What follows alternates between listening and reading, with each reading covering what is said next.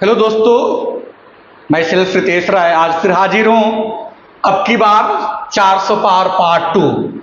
मतलब जो ये मोदी सरकार है, बीजेपी और एनडीए बोल सकते हैं आप, जो 2024 का चुनाव है ये अपने आप में ही एक अलग चुनाव है। अभी तक का जो भी चुनाव हुआ है बहुत ज्यादा इंटरेस्टेड हो, जैसे आईपीएल मैच का लास्ट ओवर होता था, कौन जीतेगा कौन हारेगा, जो लास्ट ओवर होता है, उसी तरीके से अभी तक का इंडिया में जो भी चुनाव होता था मैक्सिमम वो इंटरेस्टेड होता था, है ना। एक एडवेंचर हुआ करता था कि कौन जीतेगा कौन हारेगा।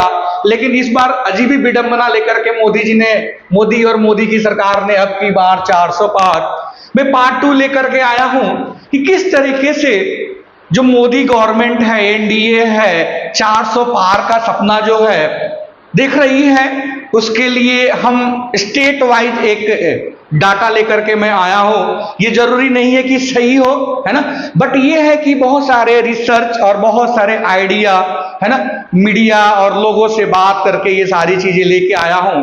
ये चीजें चेंज होती है, टाइम टू टाइम वेरी करती है, बट लगभग इसी के आसपास ये डाटा रहने की उम्मीदें ज्यादा है। हम बात करते हैं, सबसे बड़ी बात है कि जो एनडीए गवर्नमेंट है, इनका जो मेन घोषणा पत्र में वादा था कि राम मंदिर हम बनाएंगे। राम मंदिर लोगों की एक आस्था है। हमारे देश में सबसे ज्यादा जो लोग हैं वो आस्था से जुड़े होते हैं। आप देखेंगे कि हमारा देश बोला जाता है गरीब है, लेकिन आप यदि साउथ के या कोई भी मंदिर की बात करें, यदि मंदिरों में दान का कलेक्शन देखेंगे तो कितना ही अरबों खरबों करोड़ों में होता है। तो हमारे देश की जो जनता है वो आस्था एक धर्म के नाम पे बहुत ज्यादा उम्मीद है। तो सबसे बड़ी गवर्नमेंट ने न्यायपालिका के, ऐसा नहीं कि अपनी मर्जी से, न्यायपालिका के डिसीजन पे राम मंदिर का निर्माण कराया है। और ये मोदी गवर्नमेंट के लिए तुक्का इक्का साबित होगा, तुरुप का इक्का साबित होगा राम मंदिर। उसके बाद दूसरी पॉइंट है धारा 370, कश्मीर से हटाना, सीएए, एनआरसी। और जो मोदी गवर्नमेंट जब 2014 में आई थी तो घोषणा पत्र में उन्होंने कहा था कि हमारे देश के, जो हमारा देश है उसके हम सिक्योरिटी पे कोई भी समझौता नहीं करेंगे, हम आतंकवाद को खत्म कर देंगे, हम नक्सलवाद को खत्म कर देंगे। और आप देखेंगे तो हमारा कश्मीर में अब शांति है, बहुत ही पीसफुल है। यदि आप 10 साल पहले की हिस्ट्री देखेंगे तो रोज बमबारी, गोलीबारी, है ना, हमेशा रोज की खबर थी। रोज हमारे जो सैनिक है वो शहीद होते थे। कितने ही घर और कितने ही लोगों के मां के कोख बर्बाद हो गए, है ना, कितने ही घरों के लोग डूब गए, सुना सुना सा हो गया। तो मोदी गवर्नमेंट का जो मेन था मुद्दा राम मंदिर, धारा 370 खत्म करना, आतंकवाद के साथ कोई भी समझौता नहीं, राज्यों में इक्वल डिस्ट्रीब्यूशन होना चाहिए, सीए एनआरसी लागू होना। हाँ, एक चीज और, 3 तलाक किसी ने सोचा नहीं था। ये सब चर्चा का विषय हो सकता है, आप डिस्कशन कर सकते हैं कि 3 तलाक इंप्लीमेंट हुआ, उससे कितने फायदे हैं, कितने नुकसान है। ये धारा 370 से तो कोई इसका नाराजगी नहीं कर सकता है। सीए एनआरसी पे भी आप डिस्कशन कर सकते हैं। और सबसे बड़ी बात, जो common civil code, common civil, जो अभी उत्तराखंड ने पहला राज्य है, उत्तराखंड जो ने लागू किया है कि सभी लोगों के लिए एक समान नियम होना चाहिए, कॉमन कानून होना चाहिए। तो ये जो मुद्दा था ये बहुत बड़ा मुद्दा था। राम मंदिर बनना अपने आप में एक बहुत बड़ी, भगवान हमारे देश में भगवान राम का एक अलग ही इमेज है, भगवान राम का एक अलग ही लोगों में आस्था है। राम मंदिर को पूरा होना, धारा 370 हटना, सीए एनआरसी पे काम करना, कॉमन सिविल कोड लागू करना, उसके बाद बहुत सारे और भी पॉइंट है, आतंकवाद को खत्म करना, नक्सलवाद को खत्म करना। हाँ, भ्रष्टाचार पे हम ये नहीं कह सकते कि कम हुआ या ज्यादा हुआ। हाँ, ये जरूर है कि जो मोदी गवर्नमेंट ने डायरेक्ट जो पैसा देने लगे किसानों को, 1 लाख तक का लोन देना किसान क्रेडिट कार्ड पे और उसको 5 साल तक विदाउट इंटरेस्ट माफ कर देना किसानों को, और जो मध्यम वर्ग किसान या लो वर्ग के किसान है उनको पेंशन देना, जो विधवा है उनको पेंशन देना, महिलाओं को पेंशन देना, मंथली उनको पेंशन देना या मंथली जो भी अमाउंट है, गैस चूल्हा प्रोवाइड करना, जिससे बहुत सारी प्रॉब्लम्स हमारी दूर हुई है। तो उन सारे पॉइंट पे मोदी गवर्नमेंट ने काम किया है। अभी हम पूरी डिटेल में नेक्स्ट वीडियो में डिस्कस करूंगा।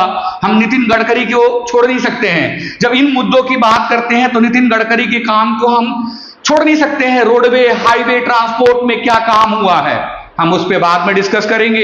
अभी मैं ये बोल रहा हूं कि इन मेन मुद्दों की वजह से ये जो राम मंदिर है, धारा 370 है, सीए है, एनआरसी है, कॉमन सिविल कोड है, एजुकेशन, न्यू एजुकेशन पॉलिसी है ना, इसी पॉइंट की वजह से जो मोदी गवर्नमेंट है इस बार है 400 पार के तरफ अग्रसर है। अब बात करते हैं कि आखिर कहां से ये सीटें आएंगी। यूपी में टोटल सीट 80 है। मोदी गवर्नमेंट को इस बार उम्मीद है कि 75 to 77 सीट मिलेगी और ये मिल जाएगी, क्योंकि इस समय विपक्ष बहुत ही कमजोर हो चुका है। गठबंधन का कोई पता ही नहीं चल रहा है। जो सीटें हैं लड़ने के लिए डे बाय डे सीटें आज किसी और को एमपी की सीट दी जाती है, like Rampur, like Moradabad, like Gautam Buddh Nagar. जो भी सपा के नेता थे अपने में ही आपस में भिड़ रहे हैं, उनके कैंडिडेट चेंज हो रहे हैं। तो यूपी में 75 to 77 पॉसिबिलिटी है। महाराष्ट्र में जाते हैं, टोटल 48 है, वहां भी 25 से 30 सीटों की उम्मीद है। वेस्ट बंगाल में भी पहले से ज्यादा उम्मीद है, 22 से 25 की उम्मीद है। बिहार में देखिए, इसीलिए नीतीश जी से गठबंधन किया बीजेपी ने, यहां भी 38 से 40 की उम्मीद है। मतलब पूरा उत्तर भारत से ही बीजेपी को बहुत ज्यादा उम्मीद है। तमिलनाडु, यहां पे बीजेपी को बहुत कम सीटें मिलेगी, मिले 2 से 2 ज्यादा। हाँ, मध्य प्रदेश 29 में से 29 मिलेगा ही मिलेगा।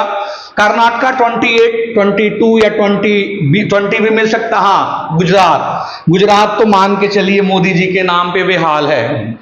मोदी जी के नाम पे गुजरात एक दान करेगा। क्यों? क्योंकि 5 करोड़ की जनता, गुजरात में कितनी पॉपुलेशन है? 5 करोड़ है। और 5 करोड़ के स्टेट वाला जो कैंडिडेट है, ये लड़ते तो अलग है कि बनारस से, लेकिन वहां से गुजरात एमपी देता है तो गुजरात की एक मनौता है। गुजरात के लोगों में खुशी है कि वो अपनी 26 की 26 सीटें देंगे ही देंगे। राजस्थान भी दानी है, 25 में 25 देगा। आंध्र प्रदेश ये साउथ के कंट्री है, ये 5 होगा। उड़ीसा 21 है, 10 से 15 भी हो सकता है, क्योंकि यहाँ नवीन पटनायक है, एक बहुत बड़ा अहम रोल है नवीन पटनायक का, वहां की जनता बहुत ही ज्यादा उनको मानती है। केरला से बीजेपी को बिल्कुल उम्मीद नहीं है, 2 सीटें मिल जाए तो बहुत बड़ी बात है। तेलंगाना नया स्टेट बना है, यहां भी 5 सीटों की पॉसिबिलिटी है। दिल्ली भले राज्य में आम आदमी पार्टी को पसंद करती है, बट जब केंद्र की बात आती है तो हमेशा वो मोदी जी को वोट करते हैं। यहां भी 7 सीटें मिलेगी। असम में 14 में से 12, झारखंड में 14 में से 12 या 10 सीटें, उत्तराखंड ये 5 में से 5 100% मिलेगा। हिमाचल प्रदेश 4 मिलेगी, मिलेगा। ये मिजोरम, मेघालय है ना, नागालैंड, साउथ, यहां मिल सकता है या नहीं भी मिल सकता, ये ऐसा लिखा गया है बस कि त्रिपुरा में 2 सीटें हैं, मिलेगी। हाँ, छत्तीसगढ़ में 11 में से 9 सीटें मिलेगी। पंजाब में से 13 में से 5 सीटें मिलने की चांसेज है। हरियाणा में से 10 में से 8 सीटें। क्यों?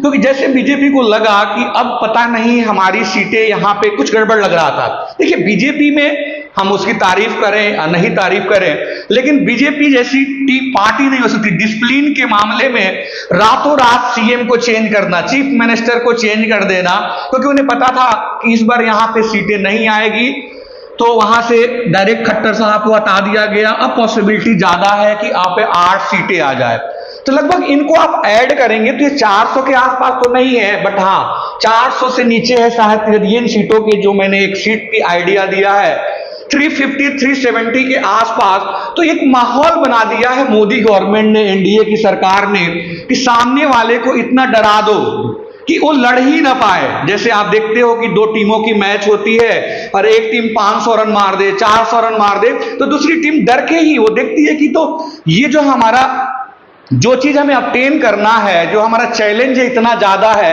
तो इतना लोगों को डरा दो कि ये वो तक मतलब लड़ ही ना पाए, अपने लोग ही नहीं दे पाए।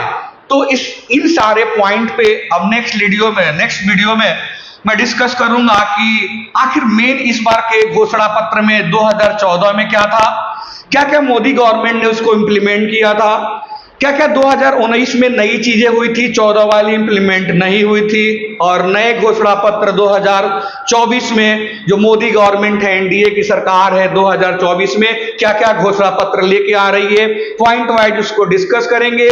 तब हम एनालिसिस करेंगे कि अब की बार 400 पार या 400 इस पार या उस पार। ये तो श्योर है 400 या तो उस पार होगा या 400 इस पार होगा, है ना। तो यदि मेरे वीडियो को अच्छा लगा होगा तो आप लाइक एंड शेयर करिएगा। थैंक